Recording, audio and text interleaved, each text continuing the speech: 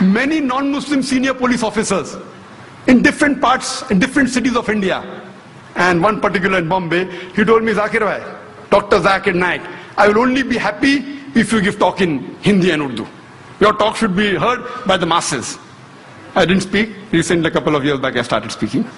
Many senior non-Muslim police officers in different parts of India, they tell me, they know that by God's grace, 10,000, 50,000, 100,000 people come for my talks. And when I went to Kashmir, because I was the official guest, I met the minister, power minister, chief minister, but at that time the governor of Kashmir, Saxena, he wanted to meet me. My schedule was tight. Non-Muslim, I took out time. He wanted lunch, dinner, no time, I went for breakfast. Saxena, the governor of Kashmir, he happened to be an ex-military man. I forgot his post, some colonel or major or high post he was. And we discussed. He was caring for the people of Kashmir. Later on, he comes to Maharashtra, he comes to Bombay. He wants to meet me. He calls me to the Raj Bhavan, the governor's house. I go and meet there. He tells Dr. Zakir Naik, you know, the impact that you had in Kashmir, the people that follow you, we want you to come again. We want you to come on the television of Kashmir. We want to come on the radio. But what my question is, that do you think my talk will be effective? I know that there is not a single verse in the Quran which justifies the killing of innocent human beings. There is not a single saying, a hadith of the Prophet, that you can kill innocent human beings even if they belong to the same community that does an injustice to you. I know that. I can speak. But imagine if thousands of innocent Muslims are being harassed. The police, they tell us that most probably it's a hand of the LET, Lashkar-e-Toiba. For sake of argument, I agree with it. And the police tells us that the local hand should be involved, otherwise the bomb blast can't take place. I agree with it.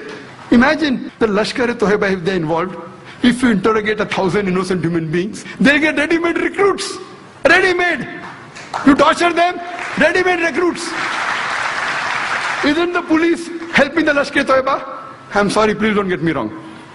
I don't want them to misunderstand me, otherwise they'll come to arrest me also. What signals are you sending? Imagine if I agree with you that your theory is correct, that Lashkar-e-Toiba is involved and they want local hands. You should get the Muslims in confidence. You can't round up 1,000 innocent Muslims. We know, we understand that getting the culprits is very difficult, especially because the bomb blast was done with precision, with accuracy. It was a mastermind, according to the police. We know it is difficult. We understand your case. But that doesn't mean, in the name of interrogation, you pick up a few innocent people, you can understand. But thousands, what message are you sending? Do you think my lecture will be effective? Maybe I will be able to convince 2, 3%, 5%, not more than that. So we have to solve the problem. What is the root problem? And the police should get the confidence of the citizens.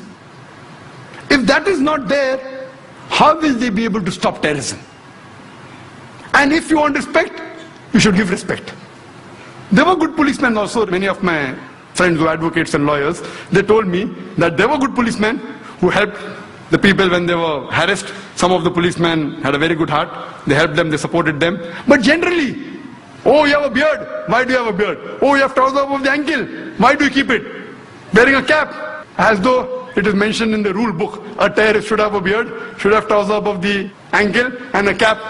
Then I would be number one terrorist. Even I have my trousers above the ankle, I am wearing a cap and I have a beard. What signals are you sending?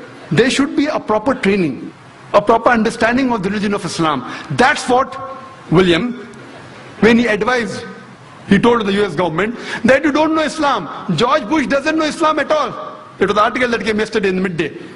He doesn't know. Unless you don't understand, how will you be able to solve the problem?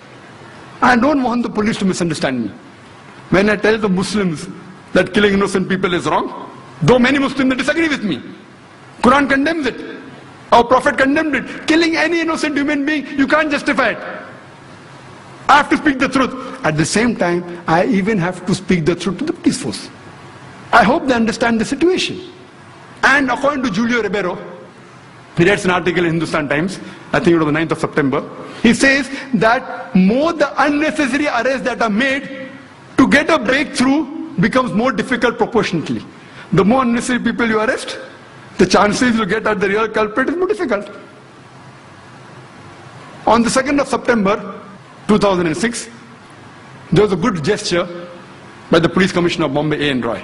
He wrote a personal letter to a couple of hundred Muslim leaders saying that the investigation is unbiased, we aren't harassing the Muslims.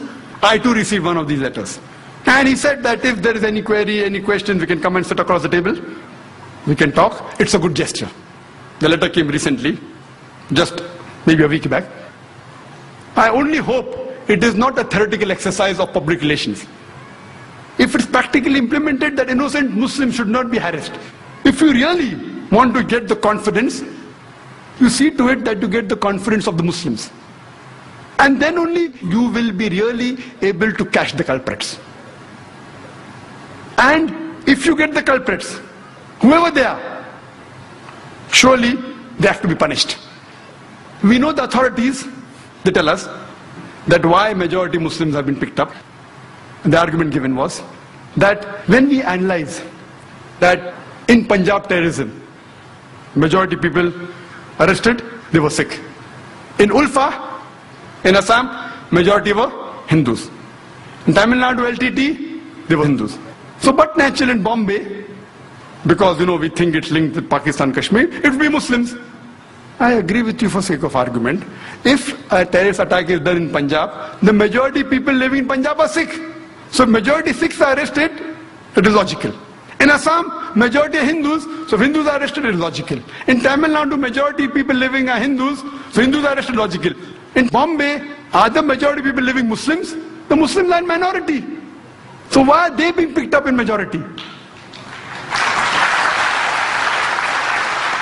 If you think it's an act of Kashmir militant, if you have got records, we have got no doubt with that. But do you mean to say the LTT can't come to Bombay? Do you mean to say Ulfa can't come to Bombay? Do you mean to say 6 terrorists can't come to Bombay? You cannot say 100% this act have been Muslim. You can say high possibilities, and if you show proof, we are with you. What we are trying to tell you, that identify the people who are responsible, catch them and punish them. But not thousands of people, innocent Muslims being rounded up. We know there are several records. Just a couple of months back, according to the ATS of Maharashtra, 16 members were arrested from a hardcore Hindu organization. They were involved in 3 bomb blasts in mosques. Mahmudi Mosque in Parbhani, one of the mosques in Jalna, one in Pune, 3. And recently on 6th of April, in one place, by mistake, a bomb detonates, by mistake. While they were making a bomb, it exploded. It killed 4 people and 11 were injured. When inquiries were made, many people belonged to the same hardcore Hindu organization. And they found there that the plan was that to attack the mosque in the guise of Sikh. This took place in Nanded. Sikh, why? Because there was a rift going on between the Muslims and Sikh. A Sikh girl married a Muslim boy, so there was tension, so they wanted to take advantage. So they wanted to do an act in the guise of Sikh. There are cases we know that Hindus have attacked wearing caps and beards. So you can't say 100% Muslims are involved. Maybe high possibilities, I'm not saying no. Recently, a few days back, on Friday, 8th of September, 4 bomb blasts took place in Malegaon. One outside one of the mosques, one outside a graveyard, in which 35 innocent Muslims were killed and more than 100 innocent Muslims were injured. Again, prime suspect, LET. Can be, but not prime. Imagine, it is a game plan. It's a name game. If you go to America, it's Al-Qaeda. Here it is LET.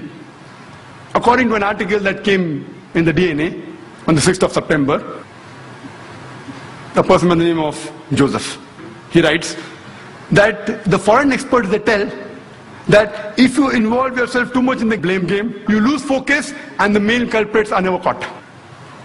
You do a proper investigation. If really they're caught, they have to be punished. Irrespective whether the terrorists are Muslims or non-Muslims, whether they belong to Kashmir